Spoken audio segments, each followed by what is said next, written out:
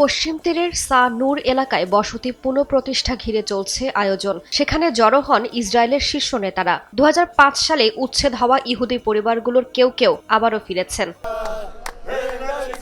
অনুষ্ঠানে উপস্থিত হয়ে ইসরায়েলের অর্থমন্ত্রী প্রকাশ্যে পশ্চিম তীরে বসতি স্থাপনের ঘোষণা দেন। বসতি সম্প্রসারণ নিয়ে ইসরায়েলের অবস্থান বরাবরই বিতর্কিত। অধিকাংশ দেশ আন্তর্জাতিক আইনের দৃষ্টিতে পশ্চিম তীরের বসতিগুলোকে অবৈধ মনে করলেও তেল আবিব তা অস্বীকার করে। বিনিয়ামিন নেতানিয়াহু সরকারের অধীনে এরই মধ্যে ১০২টি নতুন বসতি অনুমোদন দেওয়া হয়েছে, যা আগের সরকারের তুলনায় প্রায় ৮০% বেশি।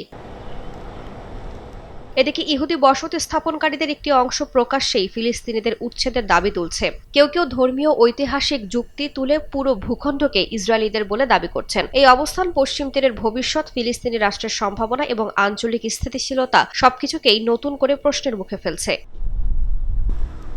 শুধু পশ্চিম তীরে নয়, পুরো গাজা, লেবানন ও সিরিয়ায় দখলকৃত এলাকাতেও বসতি করার ঘোষণা দেন ইসরায়েলের অর্থমন্ত্রী। রাইসা জান্নাত, সময় সংবাদ।